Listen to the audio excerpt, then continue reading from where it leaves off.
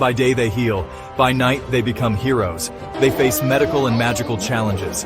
Doctors and Dragons, where stethoscopes meet spellbooks.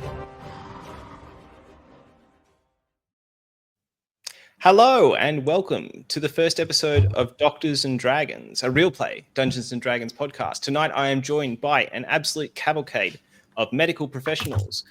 I am CJ, I will be your dungeon master, and tonight we will be playing through the Dungeons and Dragons of Stormwreck Isle module. I'm going to introduce the crew, so we're going to start going down the list. We've got Tristan. Introduce yourself. Hey guys, my name's Tristan. I'm a medical PHO working in North Brisbane. I am currently playing Kurgan Fangless, Orc Rogue. And Emma, tell us about yourself. I'm Emma. I'm a consultant physician in North Brisbane, and I'm playing Lenora, Duskwatch, and Elven Cleric. Luci, you're up. I'm Luci. I am a psychiatrist from far north Queensland, and I'm playing Ashling of the Mudflat, who is an Asimir druid. Love it. And Justin. Hi, I'm Justin. I'm a GP. I work in the ACT region. I'll be playing Volgrim, a knight of dubious loyalty.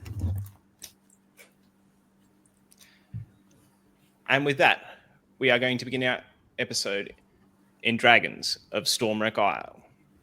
We open on an airship, the Set Course. The Set Course is a flamboyant ship with almost gaudy painting that is difficult to see in the storm that rages around it. The wind howls, rain sleets across the deck. Staggering across the deck, we see a gentleman in a captain's hat, a jaunty tricorn hat being held to his head with one hand. This gentleman has a fine handlebar moustache. He staggers across the deck, right to the front to find you, Stormlight. There at the deck, he turns to you and says, "Well, I didn't believe you before, Stormlight, but I'm a man who can admit his mistakes, so my name isn't Remington Bugleby, gentleman privateer. This storm around us is a bit of a sticky wicket. Don't suppose there's anything you can do to help the rest of the crew."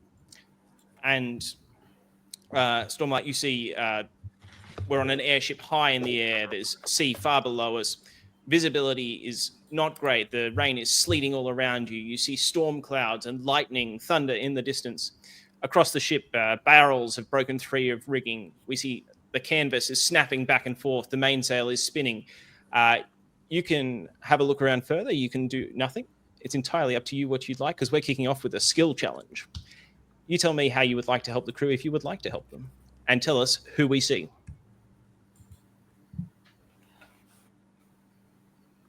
So Lenora Stormlight is a tall, blonde-haired elven cleric. She's wearing a sort of blue tunic, blue jumpers, and sort of knee-high boots.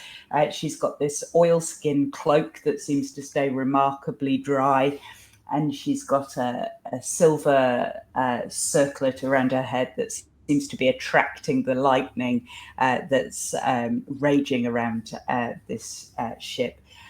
She holds a sort of driftwood, it looks like a piece of beach debris that's hanging off her belt, and she holds it and cries out to Talos as she starts to walk up, and she starts to try and mend the rigging to try and get this ship back into some kind of state to survive the storm.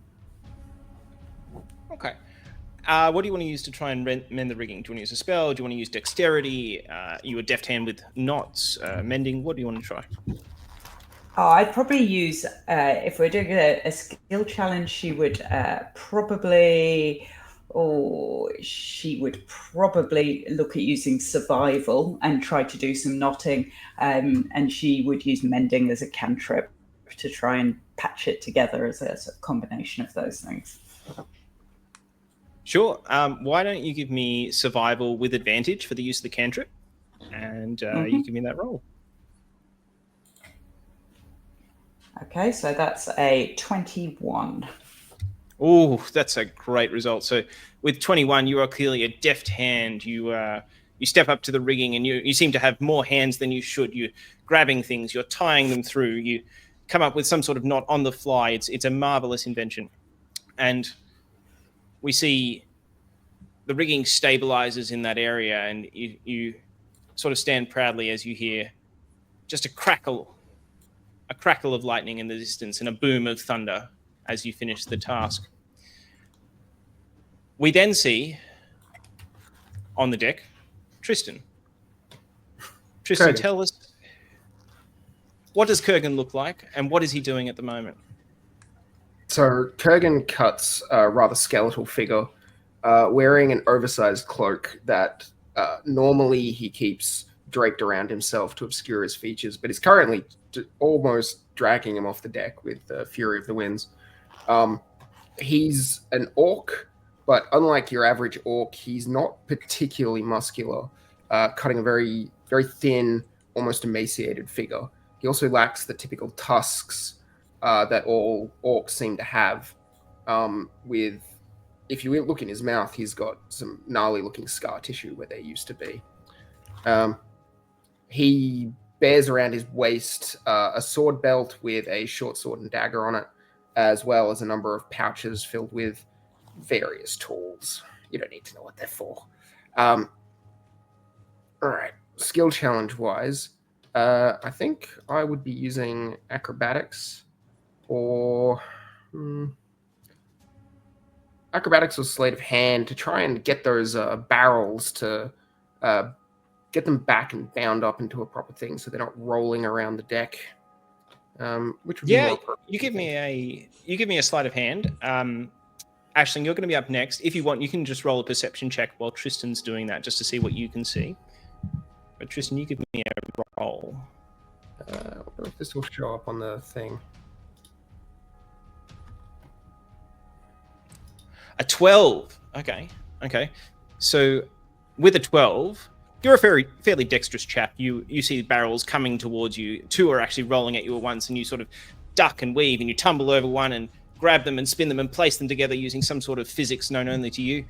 And you're able to pull some barrels back together on the deck. And that makes everything a bit easier to see. You know, it takes a bit of pressure off the crew. You can see they're working a bit smoother without the fear of barrels to hit them.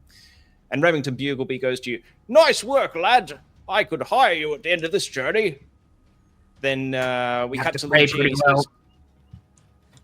"Oh, I pay well. Well, my name isn't Remington Bugleby, gentleman privateer." And you get the sense he throws his name out a lot, this chap. Luci, did you get a perception check? Do you want to roll a perception check for me? Yeah, sure. How do I do that? Sorry. Yeah. So if you go down to game log and dice, so that's the cube down in the eye symbol. Yep. Mm-hmm. And then just pull that up. Yeah. So I've got a INT check. Is that the right check? Give me a wisdom perception check, and just see if you can get a wisdom check there.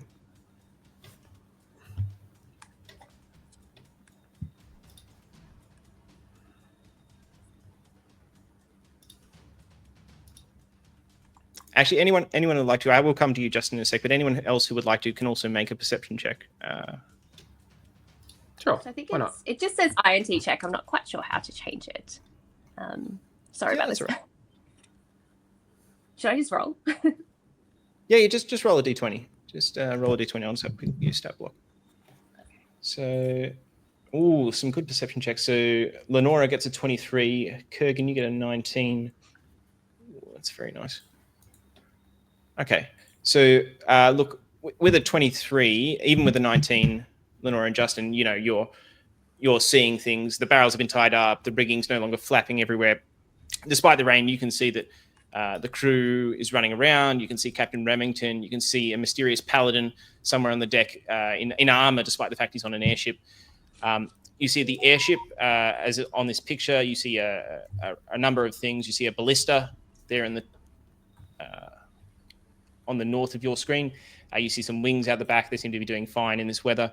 You also see the helmsman is a Harangon man, so that's a bipedal rabbit man, and he's got these big fluffy ears that point up despite the weather, and they're sort of twitching, and he's sort of shaken at the helm. He's not really himself. He seems sort of dazed or stunned, and you're not quite sure what's going on there. With a 23, who rolled the 23? That was Lenora. I did. Yeah, Lenora. With a 23, what happens is you're casting your gaze over the deck, and then a lightning bolt flashes out, strikes the deck, dead in front of you. And a bit of the timber snaps off, goes flying, and the sound sort of echoes in your ears. It rings, and you can't hear everything, and everything just seems to slow down for just a minute. And you find time flowing in slow motion, the raindrops slowing to a crawl. And your gaze is drawn off the deck to the north, to the clouds, where you see something large in the distance pushing through the clouds. And you hear a voice in your head, just a single word, and it rumbles endlessly despite being a single word. And you hear destruction. And then everything snaps back to normal. Lucci, did you... sorry. I've just seen that Justin has rolled a 3. Justin, with a 3, you are in armor on a deck with water and a ship in the air, and you slip over briefly, and you're able to right yourself, but you don't see anything. Wrong outfit for this voyage.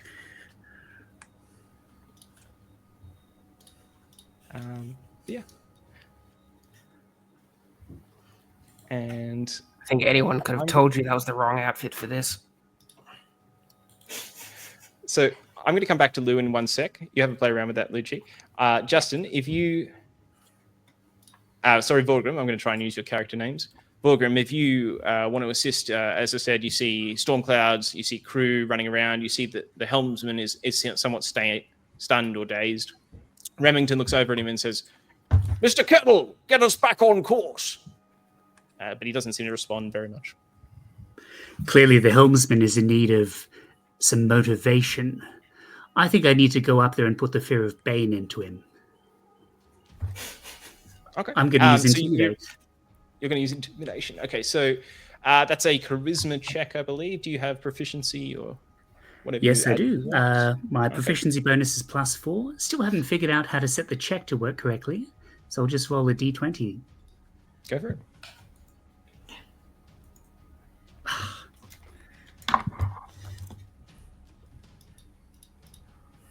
And you got a 10. So 10, adding your proficiency, you see this Harangon man sort of is staggering around, and he's saying, "Oh, you know," he sort of sees you. What do you say to him to intimidate him?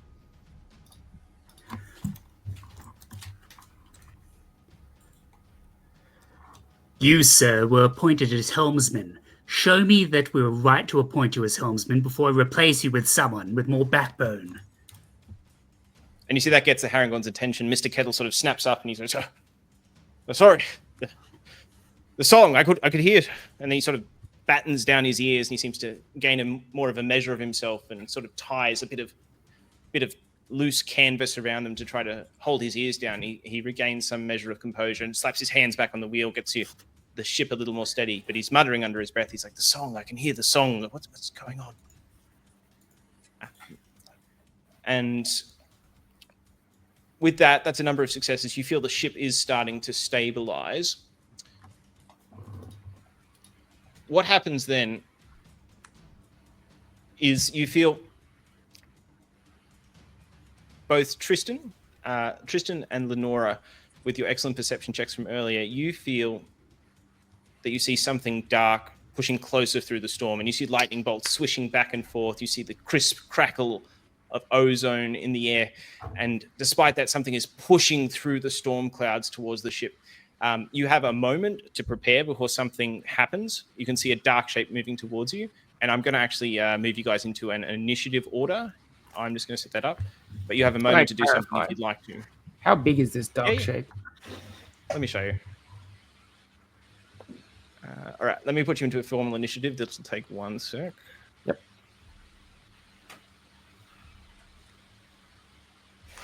And if you guys want to throw out any banter while I'm doing that, feel free. There'll be brief periods of downtime where I do things. I'll try to signal those to you. Lenora points at this dark approaching thing in the clouds and goes, "Something in the clouds, fighting through the storm. Ready yourselves. I think we're in danger here, under attack." And she comes down from the rigging and stands at the bottom of the rigging. What in the nine hells is that? As Kurgan pulls out his sword and dagger. No idea. It is large and it's not afraid of lightning. Everything's So, afraid of lightning. We're going to move into a formal initiative. I'm going to add you guys to that. But you see, moving off the bow, a gigantic dragon flying out of the storm clouds, the lightning skittering off its undead hide. You don't need a perception check for this. This thing looks foul. Its scales are sloughing off its body. There's bone protruding where there shouldn't be bone. And there's burning fire in its eyes. Not the clean fire you've seen of a normal dragon, but the stale fire of an undead creature. Let's move you into a formal initiative. So I need you guys to roll for initiative.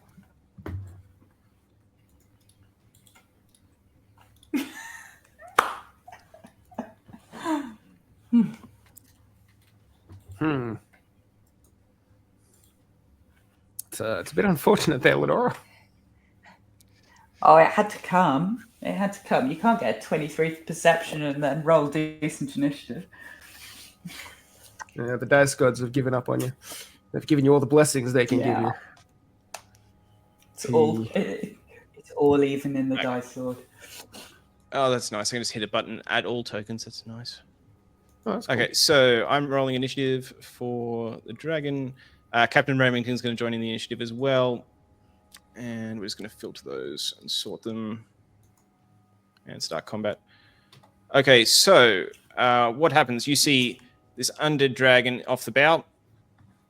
The dragon is looming out of the storm and it takes a massive chunk out of the rear of the ship. We start initiative and the first person to get initiative isn't actually visible at the moment, but you see something banging on the deck of the cabins below. So something's banging on the deck trying to get out, but it can't seem to get quite out there. And with that, we move to Aisling or Kurgan. Both have initiative 13. I've got Aisling above there. I believe you might have a higher dexterity based on this. Yes. Damn. Yes, probably. Okay. So Aisling's up, and we'll work you through it, Lucci. If there's issues with your dice, we're happy to sort it out, and I can Shall clean up I- anything post we need. Sounds good. Shall I introduce myself as well? Absolutely, you go for it. Okay, cool. So who are you? So Aisling is an Asima. She's found herself on this ship, and she's just started being an adventurer relatively recently. So she's stuck in the storm. She's not particularly happy. She spent a lot of time fiddling with her, with her rope.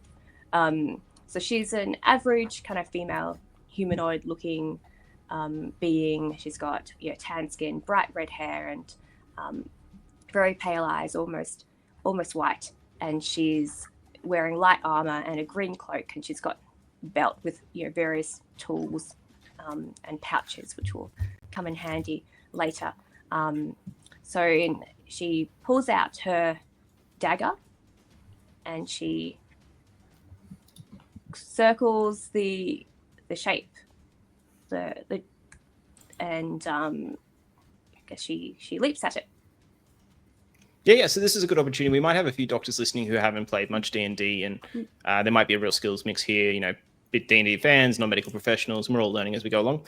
So everyone has 3 things they can do in combat. There's nuance to that, but essentially you have an action, which might be an attack, a spell, a couple of things, perception check, whatever you want. You have a bonus action, which is, again, a variety of things. Different classes do different things, and a move action. And that means just basically moving around the board. So right now, Aisling, you're sort of positioned halfway down the ship. You've got the dragon down the back of the ship. Oh, I can't even remember what the back of the ship's called. Is it the stern or the bow? Stern, I think. Stern. Yep. Okay, let's go with stern. So Aisling, you're able to do any of those things. You can move closer, you can move further away. You see a lifeboat off the side of the ship on the southern side of that map. You see crew scattered around. You see Captain Remington and the rest of your adventurers. But yeah, you can attack, you can run, you can hold and steady and see what happens. It's all up to you. It's your adventure. Right. I will move closer to the dragon because I'm a little bit curious, and I've got some potentially animal handling skills I could try to use later. Yeah, go for it. I love it. Go. So you move your token. I don't know Druid movement or Asimara off the top of my head. I believe you can do some cool things that we'll get into later with your movement and some abilities. But you move closer. So my movement is 30 feet. Yep. So each of those grid squares should represent 5 feet. So if I have a look at you, so you can move 1, 2, 3, 4. So you can get pretty close to the dragon if you wish. 5. Okay. Cool. So Aisling darts down the ship, showing no sign of fear. She whips past a ballista. She whips past one of the fans, pushing the ship through the storm below. And she comes close to the dragon within about, let's call it 15 feet. And yeah, if you wish, you can take further action. You can cast a spell. You can attempt to do animal handling. It's really up to you. I will try to do animal handling.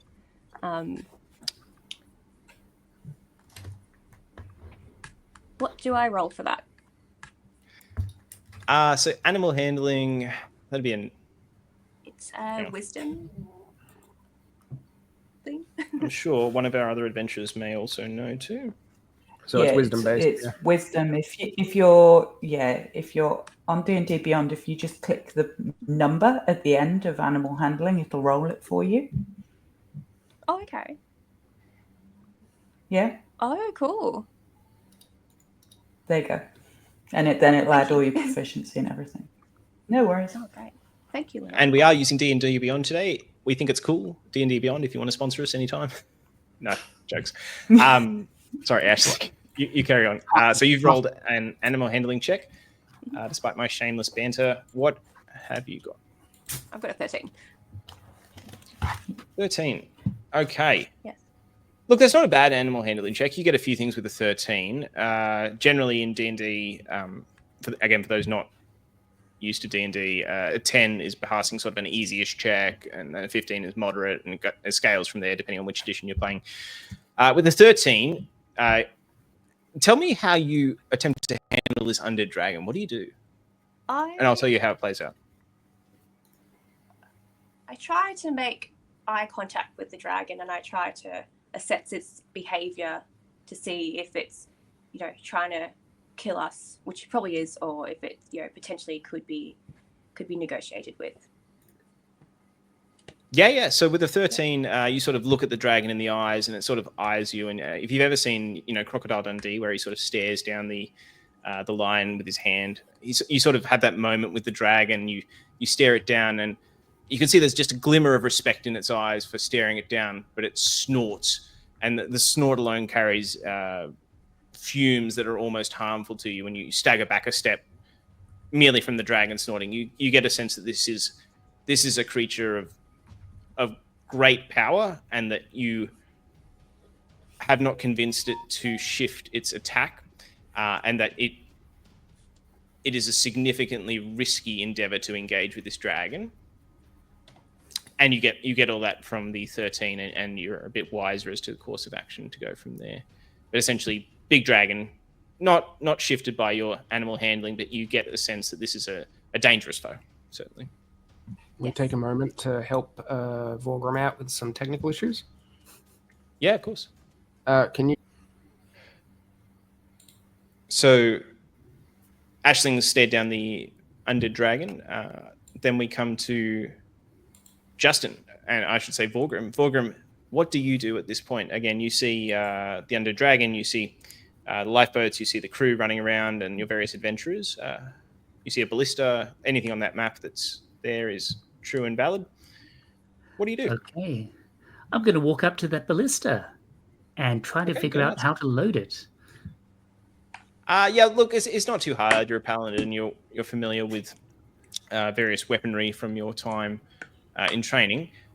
Why don't you just give me a flat D20 roll, and you can add your... give me a D20 roll. D20. Okay. Mm-hmm.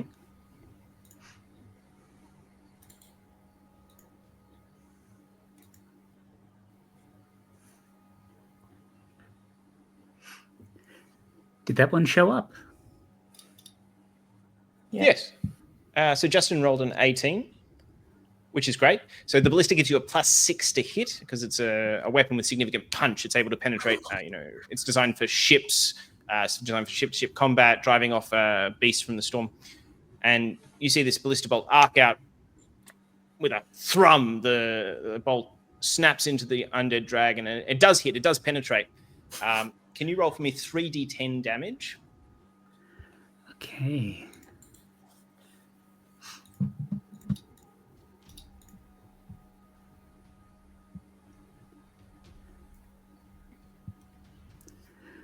Okay, Druid, let me teach you how to handle animals. Be my guest.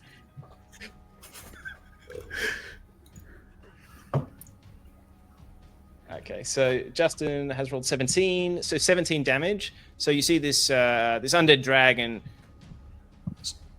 You've got its attention. It snaps its head towards you, and it breaks its eye contact with Aisling for a moment. And you've got its attention, but it doesn't seem like it's terribly worried. It hurt. It didn't really break a sweat, but it hurt. It hurt. Would you like to do anything else with your turn? I think just shout generalized threats to the crewmen to get their weapons together. We're being boarded. Yeah, sure. That's fine.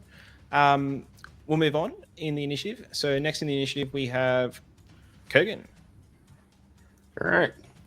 Kurgan's first action is going to be shout, "It's a dragon! I've never seen one of them before!" And then he's going to slip into the shadows over here. Sorry. 1, 2, 3, 4, 5, 6. Slip into the shadows behind the cabins and try to hide from the dragon. Yeah, sure. So for those new to D&D, hide is a bonus action I believe you can do as a rogue. Not till second level. Right now it's an action. Oh my gosh. I know. Sorry. Oh my gosh. First newbies. First level. Okay. So you hide. You've given me a roll. That roll is 17. With a 17, you're pretty confident you are hidden. With a 17, you slink into the shadows. You draw, your cloak around you, and you duck behind some barrels. And you're pretty sure you're hidden with the 17. Nice. That will be it for my turn. All right. Next up, we have Captain Remington. Okay, so Captain Remington looks at the crew, looks at his ship, this, his lifeblood, all his career. He's sunk his money into building up this airship, and he looks at Lenora, who's been working as a sailor on the ship for passage, and he reaches into his vest and he pulls out an arcane-looking device. It's a rectangular block with arcane sigils scrawled on it, and he throws it to you, Lenora. And I'll get you to make a dexterity roll while I'm describing this. And he throws it to you and says, "Oh, I'll hold the beast off. Get to the lifeboats. Use the device. But don't use it when you're too high up or too close to the ground. That's really important. Use it at the right time, not too high, not too low." And he says, "Mr. Whiskers, on me." And Captain Remington is going to move his full 30 and then do a dash. I can't do a dash. He's going to move his full 30 and get up close near Vorgrim. And you also see Mr. Whiskers burst from the deck. So that banging you saw on the door before previously was Mr. Whiskers, the faithful ship's cat. and Mr. Whiskers will move up to Captain Remington, and they're poised to engage with the dragon next turn. So, Lenora, did you... I can see you've done an acrobatics check, which is excellent. So 12, not a hard check, despite the rain on the deck, very close to you, tossed you a box, you caught it. You can investigate that on your turn if you wish, but for now you are holding a box with arcane sigils, and you see a lifeboat, and that's really it on Captain Remington's turn. He can't do anything else. But Lenora, you're actually up.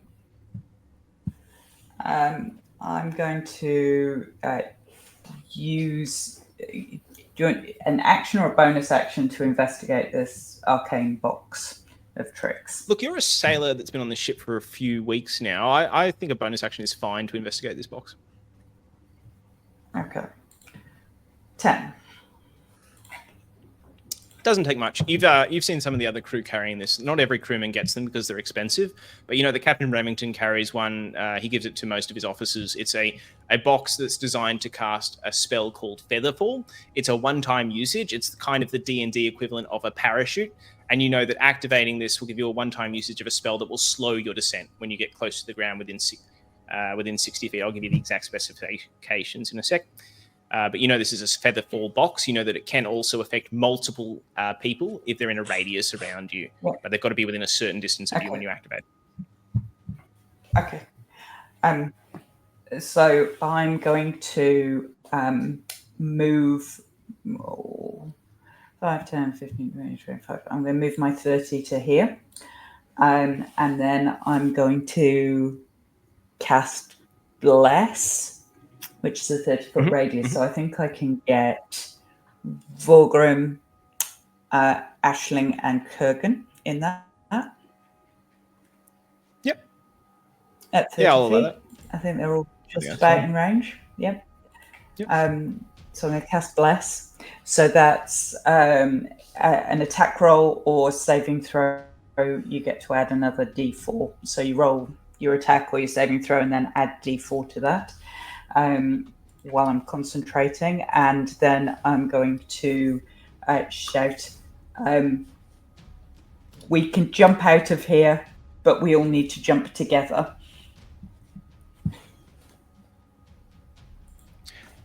All right. And with that, is there anything else you'd like to do, or we'll move on to... we've got Vorgrim next. That's my turn, yeah. Lovely. You want us to abandon ship? Do we even know what's underneath us?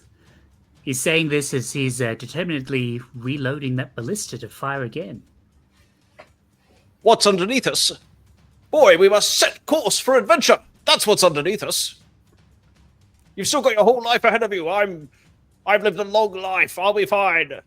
Little dragon won't bother me.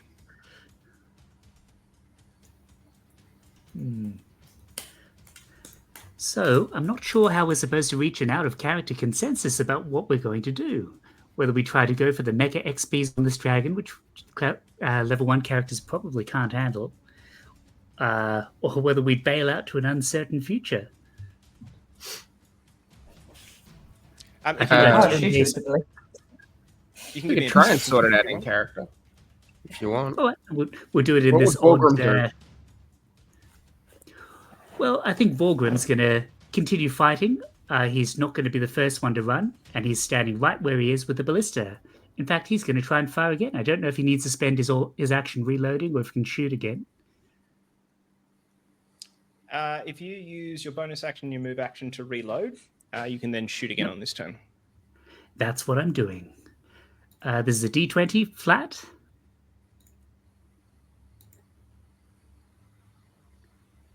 And sorry, D20 plus 6. Oh, plus 6. So 20. Okay. So that's a 20.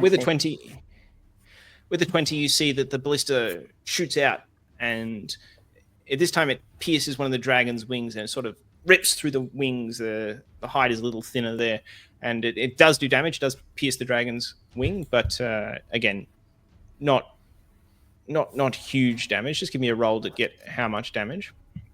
Okay. And you get the sense that you barely just scratched it. Yeah. Okay. Go for it. But you get the sense that you barely just nailed it. Like it was inches away from flying off the wrong direction.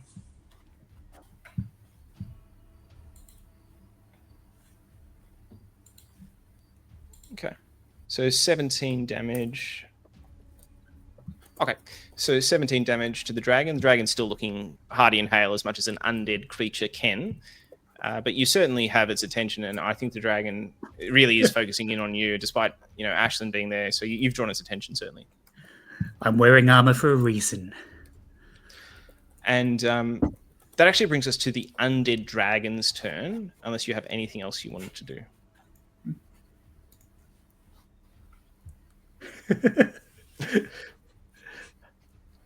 So the undead dragon is going to move up. And you can see both you have caught its attention. Captain Remington may have caught its attention. You're not entirely sure, but you suspect it may have focused in on you. And the undead dragon is actually going to attack the ballista itself where you're located. So I'm going to roll to attack the ballista.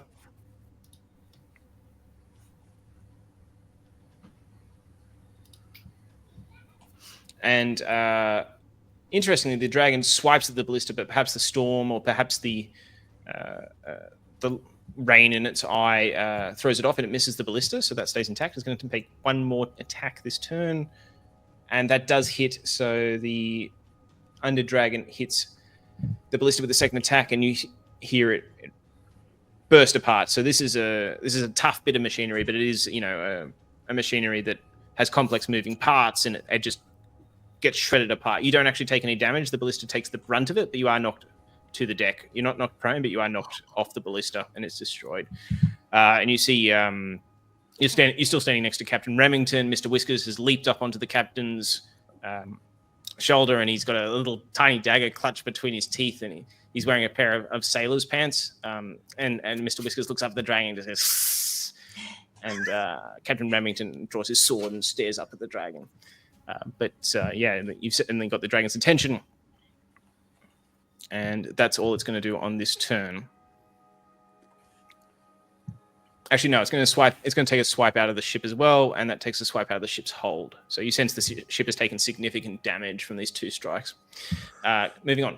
So who's up next? We have Mr. Whiskers. Mr. Whiskers is going to roll. Mr. Whiskers. Mr. Whiskers is going to roll an attack. You can do it! Come on! Go for the cloaca. Mr. Whiskers Go misses. for the cloaca. Mr.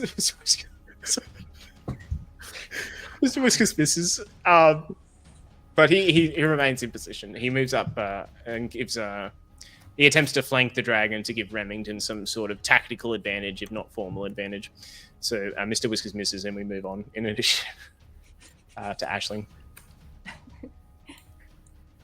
So Aisling moves closer to Borgrim and Captain Remington and says, "Look, I'll admit that your animal handling skills are better than mine using that ballista and your sword, but I don't think we can go against this dragon. It clearly wants to still fight us, and the ship's getting destroyed.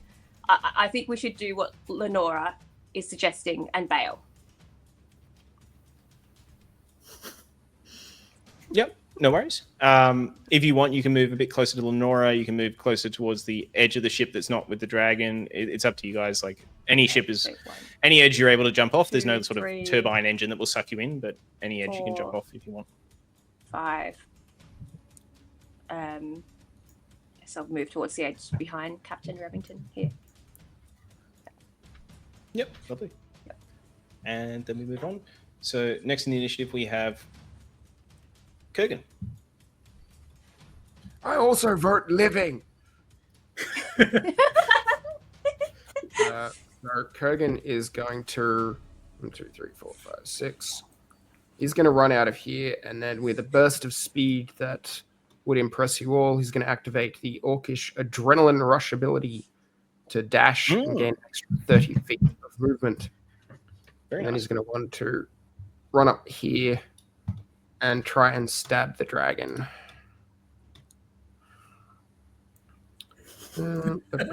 So starting with my short sword. Yep. Oh, nope. That's going to be a miss. So I have as my backup weapon a dagger, which has the nick property. Oh, When I nice. make an extra attack of the light property, of the 2-weapon fighting property, you can make it as part of the attack action instead of a bonus action. So I should be able to good. attack with that as well. And that would be a 21. 21 does hit. 21 does hit. Ooh. So roll Well, for I damage. think on top of that, I've got some friends nearby, so that's going to deal some sneak attack. Yeah, go.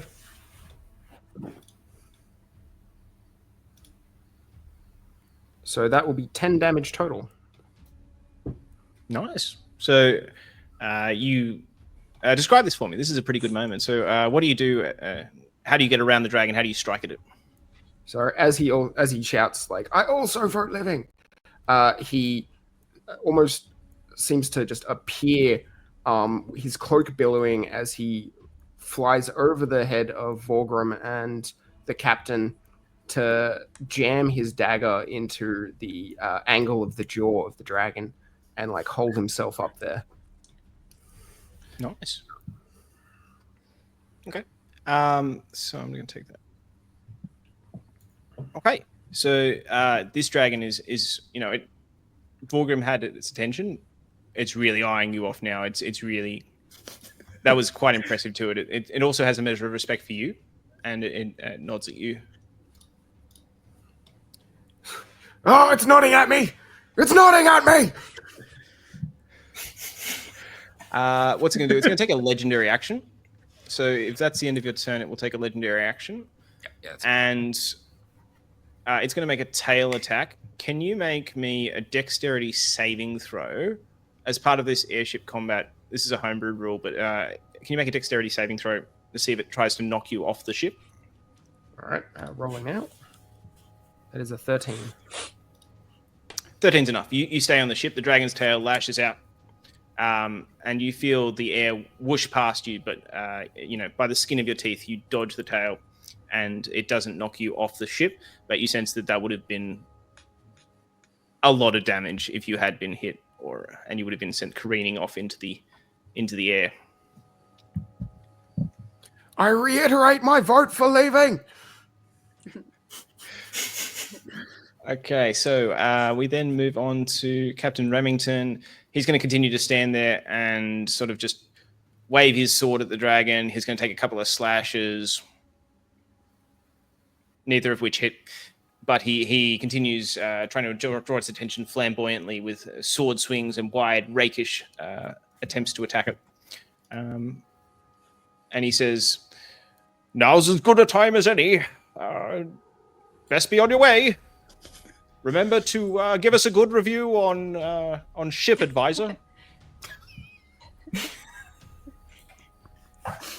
And he's going to end his turn, and we're going to move on to Lenora. So, Lenora, you have the arcane box of Featherfall. You have your various companions gathered to you. If you want, you guys can choose to ready an action or hold an action, or however you want to play it, but essentially get together and then leap at the same time. Or you can do it one by one. Your call.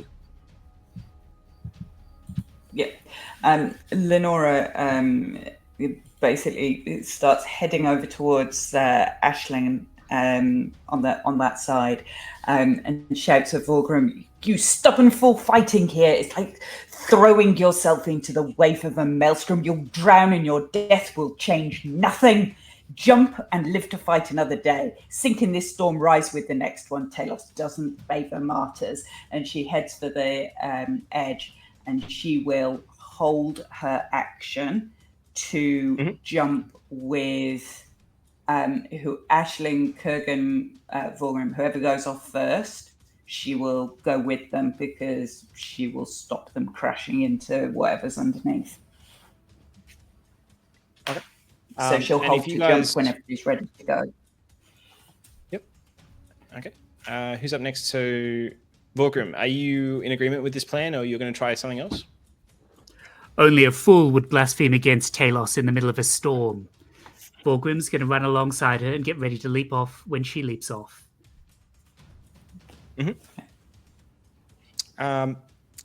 So the dragon is up next, and you see the dragon turns to you. It almost readies a mouthful of fire, but then something catches its attention in the hold, and it turns its head and rakes into the belly of the ship as if it's going for something. Something's drawn at something. It's really caught its attention in the hold of the ship, and you have a moment where it's distracted. And then we go to Mr. Whiskers. Mr. Whiskers will stand with Captain Remington. Then we'll move to Aisling.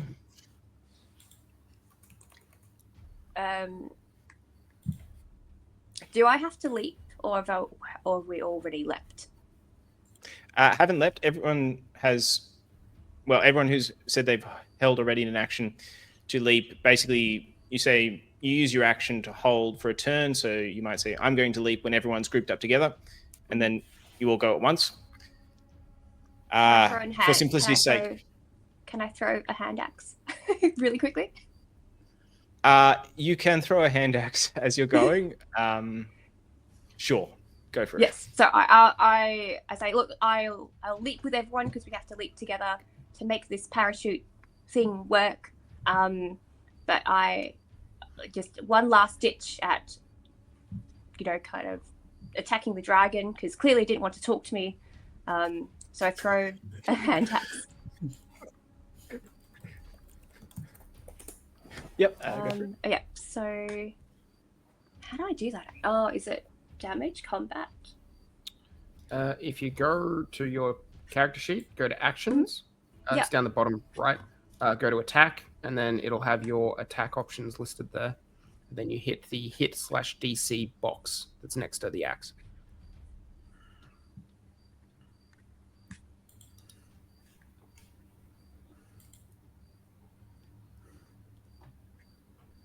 Okay, sorry. So actions, yeah. Oh, I see. Okay. So hit plus DC. Yep. Cool.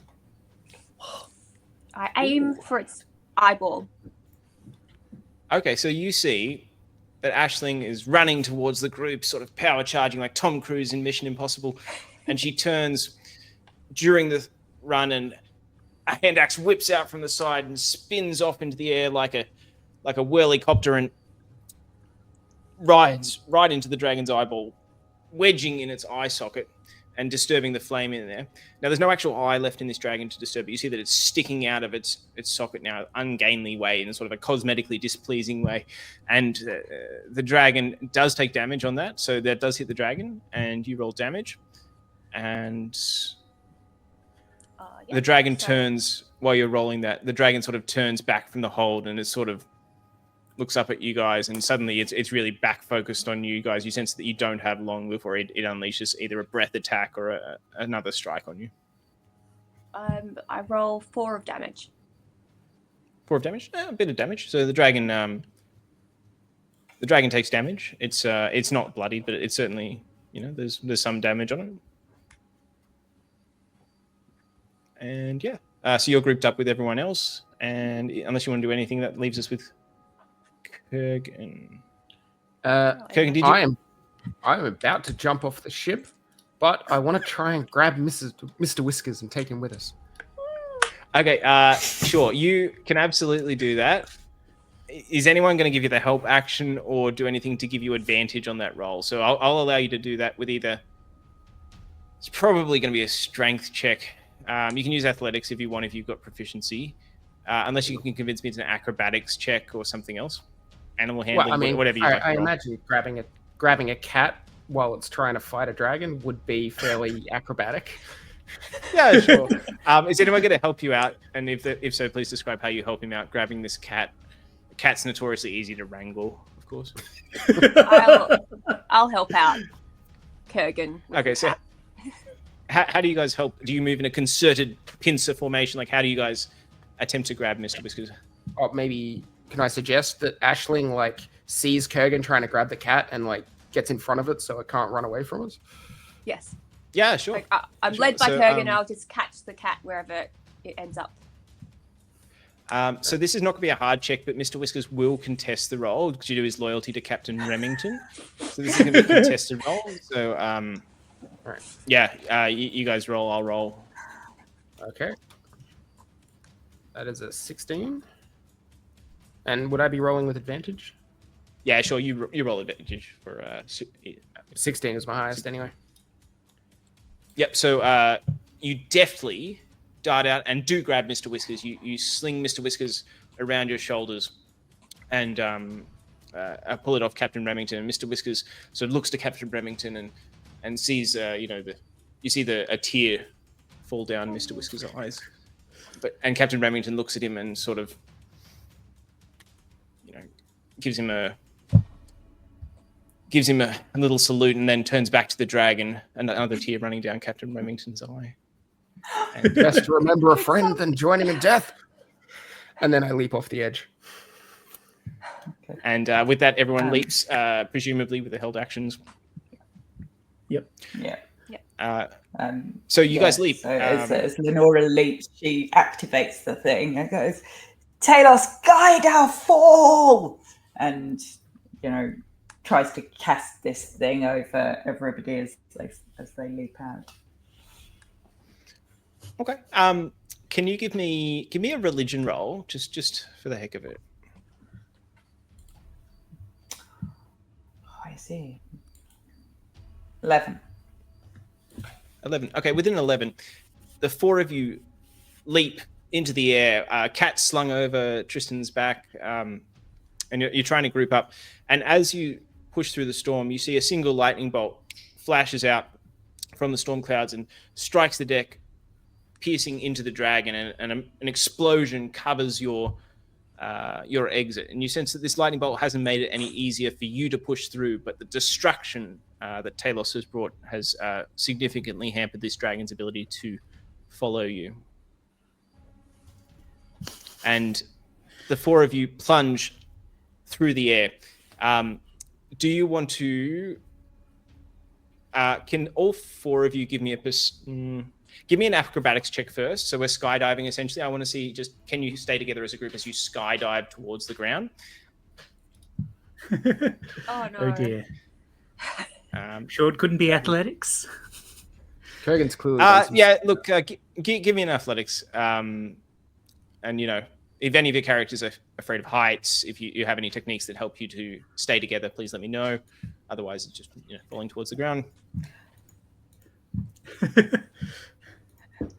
Lenora's riding the sort of the wind, the waves of this storm. So she's got her arms out and trying to connect onto everybody else as they fall, like a good sort of skydiving birthday party kind of affair. As we're sort of riding the wind that's coming behind this storm through the clouds. Mm-hmm. Kurgan's wrapped his cloak around his arms and is using it a bit like a wingsuit to direct where he's falling. And trying to use that to keep alongside everyone else. So yeah, a lot of checks over the 20s. So it's Cirque du Soleil over here. The four of you are flipping round and round one another like arms, and then but you cluster together into a tight group, and you're falling towards the ground, and you remember Captain Remington Bugleby's last words, Lenora, and you remember that he mentioned, press the button, not too low, not too high. And you see... Give me... anyone who wants to make a perception check. Mm-hmm.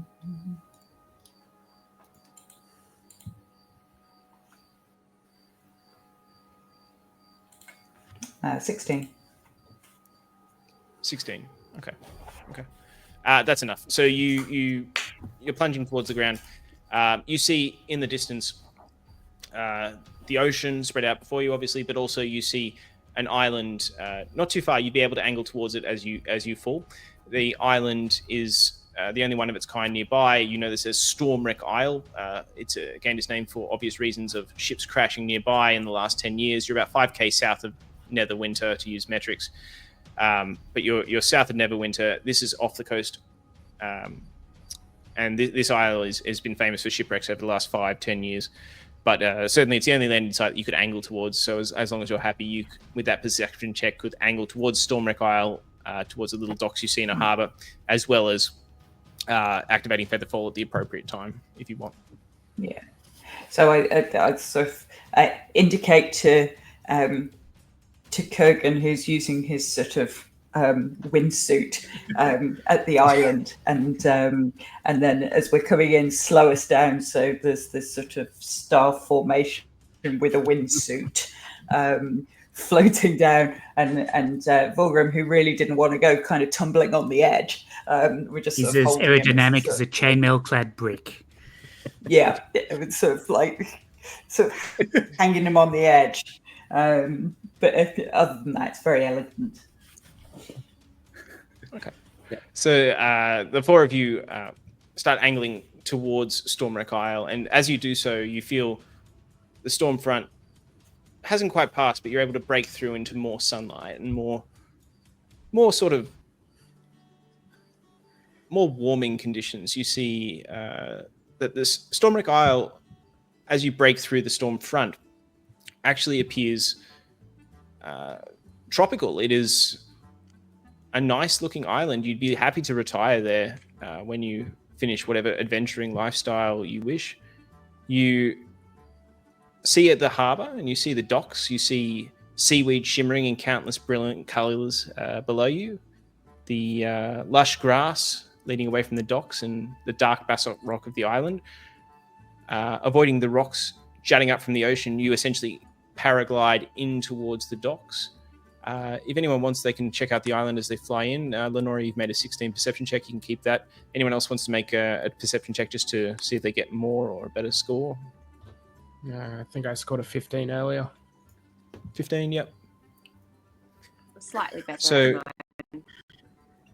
No? Okay. So Lenora and anyone who got above a 15, you notice that there's a few structures on this island. You see most prominently a temple. So a large open-air temple is in view on the cliffs above the docks that you're angling towards. The cliff is reasonably high, and you have time to admire the towering statue at the center of the temple, which is of a wizened old man surrounded by 7 songbirds. A long path winds up the side of the cliff to the temple, dotted along the ways with doorways cut into the rocks. You see the rickety dock approaching you, and unless anyone else wishes to do anything, you can land there without problem. Okay, so you guys land on the docks, and you have a moment just to reflect while you sort of stumble onto the docks with a relatively graceful landing. I'm going to let Mr. Whiskers down and say, sorry, buddy. I know you wanted to die with your captain, but better not to waste one of your 9 lives on this one. You know, it would have been unnecessary to rescue the cat. He could have landed without the spell and been unharmed. You know, I'm not sure that's actually true. Like, I reckon It if you is. drop I the used cat to test it that as a high- boy. You used to test. Aisling is very religious, is very superstitious, and is very thankful that they have arrived safely, and starts hugging the ground and kissing it and saying any prayer that she can think of. Oh yeah, it's a good idea. I reckon, given that lightning bolt at the end, we probably owe Talos a bit of a thanking. Maybe do some sacrificing to her, especially with a priestess around. And I nod to Lenora. And you can see Mr. Whiskers, hearing Vorgrim's comment, sort of moves a bit further onto your shoulder and sort of away from Vorgrim. And looks at the ground suspiciously. And with that, unless anyone else wants to do anything, you can move away from the docks if you wish, up towards the cliff. Is there anything we particularly want to do at the docks? You don't see much around you. You see two sheds. They're open air. There's nothing much you can see at a quick glance. There's docks here. Beyond that, not much. There's the cliffside. You see some figures up at the top of the cliffside, just sort of peeking down and sort of starting to move their way down towards you. 2 figures. Yeah. Does anyone think the dragon attack was a coincidence or deliberate? Well, I can't imagine something that would make a dragon attack us for a particular reason, so it'd have to be something Harpers. to do It's with always ship. harpers. Harper, the pseudo guild. Why would they be The involved? insurrectionist terrorist front. Harpers. It's always harpers. Scheming and plotting everywhere. The Telosian will know what I mean. And have the Harpers recently acquired an undead dragon? Never underestimate a harper. It doesn't really sound like their style, though. You know, they're more. They're more stab you in the back and steal your treasure kind of style. Yeah, which is a style I respect, but. What? They raid convoys, set fire to supplies. Harpers. Destroy Well, cats on ships. Undead dragons. I don't see the link myself. Mark my words, we're going to find out it'll be harpers behind this. I pat Vorgrim on the shoulder. I'm sure we will. I'm sure. Yep, absolutely. Still, we've now found ourselves on this lovely little island. Who wants to go for a little peek around? That I sounds see like no a And with that- sitting fantastic on the idea. jetty. With that, you see a single zombie stagger out of the water. The zombie's pretty beaten up. You don't think it's from the current ship, but a single zombie staggers out of the water. And just as you turn to face it, a crossbow bolt shoots out from the island and knocks the zombie back into the water with a crossbow bolt sticking out of its head. And you see 2 figures that have moved down the cliffside as you were chatting. The first is a kobold being a tiny, small dragon-like person, about half the height of a human. The tiny kobold has got a couple of tools in its hands. You're not sure whether it's a screwdriver, a fidget spinner, or something else, but certainly something for tinkering. And the other character is a tall humanoid in a trench coat with a hat pulled over its head and sort of mysterious-looking figure. The tinkerer sort of... Do any of you speak kobold or draconic? Give me a sec. Let me check. It is I speak something- Draconic. Oh, I do as well. Randomly. Okay. I do as well. And Halfling. Okay. Oh, very nice. So everyone except for Vorgrim, you see the small kobold say to the person in the trench coat, "Go get Rinlara. These ones might help. These ones might help. Too many zombies. And the trench coat figure starts jogging back up the cliffside, and the kobold moves over to introduce yourselves to you. What do you do? I say hello. It's like in Draconic. Hello. Help with that thing, and I point at the zombie. You want help with that thing? I think you helped it yourself. Lila good at shoot crossbow. Bad at deal with many zombies. You help fix, yes. I look at the rest of the group. Do we want to Why get involved? have you got so many zombies on your island? Zombies come, many years. Trap us here. Hard to get out. You come see Elder? Yes. Oh. You have shinies? Oh, we have shinies, and I point at Vorgrim, who I'm guessing appears not to really understand what's going on here. This is sort of He's confused by and all go, the yipping and barking. I you turn see, to Vorgrim and go, they'd like you to fight. You like fighting. Maybe this is like more your style than a dragon. So they want you to fight things. and they want What's the to pay? take us to their leader. I mean, pay is a good question, but also they're saying that zombies apparently have been coming here for years. Now that's kind of why is that happening? Oh, can we investigate? I want to investigate. Can we find out? Do they know anything about undead dragons as well? Actually, yeah, that's a bit of a coincidence. Why was there an undead dragon up there? Undead down here, undead up there. Too much undead. Multi-leveled undead. I'm all for I would helping guess them. the zombies are from the shipwrecks. But why are they not help? just Yes, dead? yes. Hard to go surfing. We never tried surfing. Well, he said he's got a leader that he wants us to go to. They might be able to tell us a bit more. Yes, Elder, I'm up all at for trying Dragon's it We Rest. have no other Up cliff. plans. Dragon's Rest? Is that You the come up temple cliff? thing? Yeah, we'll come up. Yeah, sounds good. All right, you follow Lila. Yes, yes. And Lila's going to scamper off up the cliff. You see Mr. Whiskers looks at the dragon-like kobold suspiciously and sort of hisses. Still has his dagger clenched in its teeth. But yeah, you're free to climb the cliffside if you wish. I scratch Mr. Whiskers' head and say, "It's all good. It's all good. Seems friendly." Did you offer us And to then- the way off the island? No, it seemed quite short on intellect. Let's be honest. So maybe the Elder will offer us a way off. Either way, there's a rowboat right there, and I point to the boat. If you want to go rowing all the way back to Neverwinter, feel free. And I start following the kobold. All right.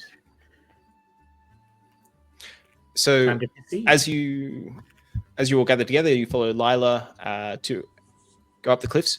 As you leave the docks, just as you're leaving, and this happens beside you, who has a high passive perception? Who would have a high passive perception? My passive perception is 15.